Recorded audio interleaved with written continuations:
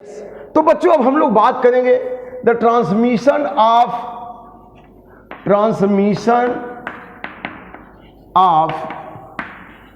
Nerve impulse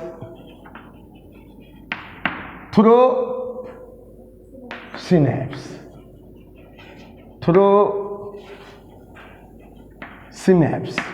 transmission of nerve impulse through synapse. Synapse क्या है? Synapse is the junction point between neuron. जहां दो neuron junction करते हैं, जुड़ते हैं, उसी को बेटा हम क्या कहते हैं? सिनेप्स कहते हैं। जैसे सपोज कर लीजिए कि यह एक न्यूरॉन है, ठीक है ना?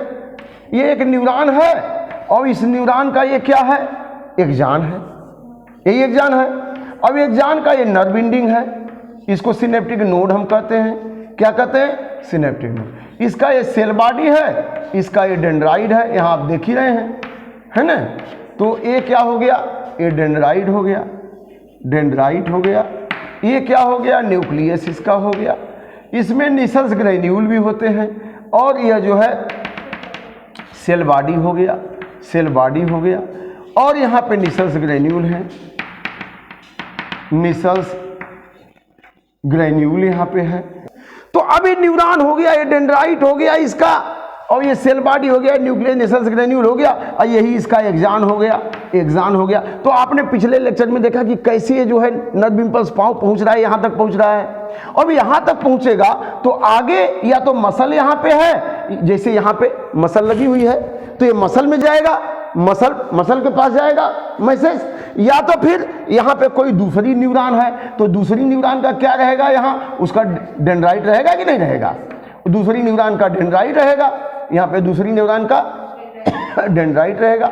अब दूसरी न्यूरॉन, तो जो जंक्शन पॉइंट है, यहाँ पे जो जंक्शन पॉइंट है, इसको हम ऐसे देखते हैं। तो आप लिख सकते हैं the junction point between neuron is called as synapse. तो अब अगर हम ये नर्व एंडिंग को ले लें, इतना हिस्सा यहां नर्व एंडिंग को ले लें, चलिए हम नर्व एंडिंग ले लेते हैं, ये एक्सॉन ले लेते हैं, एक्सॉन की नर्व एंडिंग ये ले लेते हैं ऐसे, एक्सॉन की नर्व एंडिंग, ठीक है ना? ये एक्सॉन है, ये इसकी नर्व एंडिंग है, इसमें सिनेप्टिक वेसिकल्स है। क्या है? Synaptic vesicles. ये सिनेप्टिक नोड है। ये क्या है? Synaptic node. अगर दूसरी न्यूरॉन इससे टाइटली अगर जुटी हुई है, सट के जुटी है, तो उसको न्यूरल सिनेप्स कहते हैं। If both neuron are close connected with each other, that is called neural synapse. तो न्यूरल सिनेप्स बहुत कम होता है, कुछ न कुछ गैप रहता है, तो उसको केमिकल सिनेप्स कहेंगे। अगर आ गया न्यूरल सिनेप्स, केमिकल सिनेप्स क्या है तो लिखेंगे कि when the two neuron at the synapse join together with each other, connected together with each other, that is called neural synapse। अगर दोनों के बीच में गैप है तो क्या कहेंगे? Chemical synapse. समझ में आ गया?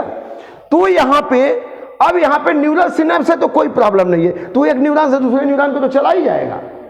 लेकिन यहाँ पे हम केमिकल सिनेप्स की बात कर रहे हैं। किसकी बात कर रहे हैं? Chemical synapse. अब देखिए यहाँ दूसरे न्यूरॉन का यहाँ डेंड्राइट है ना?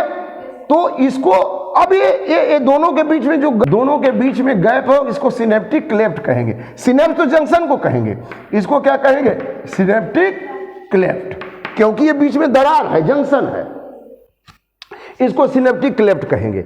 और यह जो है डेंड्राइट हो गया, तो यह पोस्ट सिनेप्टिक न्यूरॉन हो गया। यह क्या हो गया? Post synaptic neuron. ये पोस्ट सिनेप्टिक न्यूरॉन हो गया, और ये सिनेप्स के पहले है तो इसको क्या कहेंगे? Pre synaptic neuron. यही कहेंगे ना, एक को पोस्ट सिनेप्टिक न्यूरॉन कहेंगे, एक को प्री सिनेप्टिक। तो एक न्यूरॉन है, समझ में आ रहा है कि नहीं? तो दो न्यूरॉन हो गए, तो ये प्री सिनेप्टिक, सिनेप्स के पहले की न्यूरॉन, प्री सिनेप्टिक न्यूरॉन। पहला किसको मानेंगे? जिधर से मैसेज आ रहा है, उसको पहला मान लेंगे। दिखाई दे रहा है ना?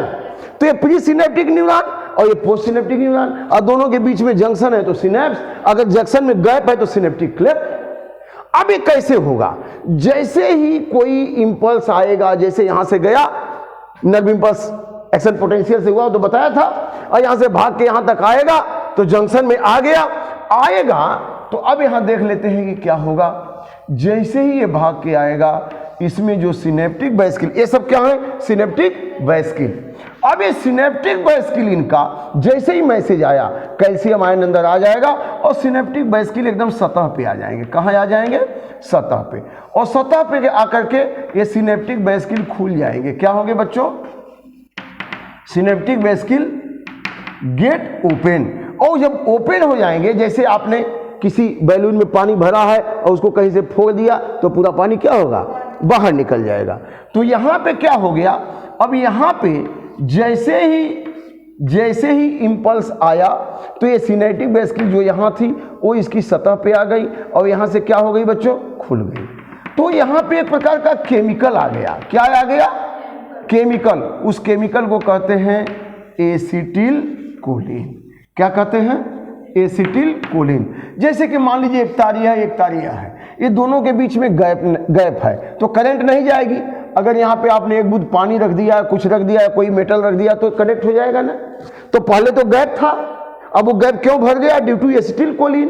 एसिटिल कोलिन कहाँ था, सिनेप्टिक वेसिकल में। सिनेप्टिक वेसिकल में था लेकिन खुला क्यों, जब यहाँ से मैसेज आया, नर्व इंपल्स आया तो ये आ गए, यहाँ खुल गया, एसिटिल कोलिन आ गया। और जैसे एसिटिल कोलिन आया तो फिर यहाँ का भी सोडियम चैनल खुल गया। अब सोडियम चैनल खुल गया तो सोडियम आयन आएगा, फिर नर्व इंपल्स अगली न्यूरॉन में चला गया। That is clear. तो इस तरह से through synapse, chemical synapse, when nerve impulse comes in the chemical synapse, when nerve impulse comes reach into the synaptic node, then synaptic vesicle reach to the surface and get open, release acetylcholine. As the acetylcholine get released, is fill the gap, and then the nerve impulse passes to next neuron. The sodium channel of the dendrite membrane of the next neuron open, then the nerve impulse passes to next neuron.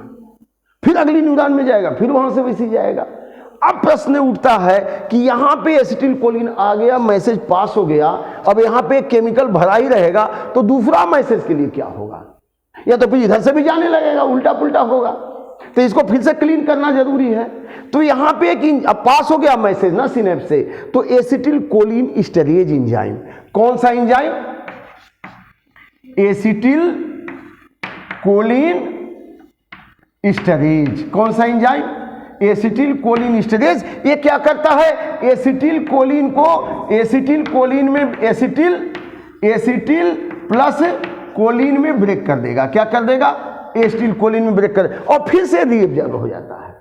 जैसे आपके हाथ में एक ball है, आप ऐसे दीवार पे मार रहे हैं, फिर बॉल आएगा आपके हाथ में, फिर मारिए, फिर आएगा, तो दिन भर आपका बॉल हाथ में कम नहीं होगा।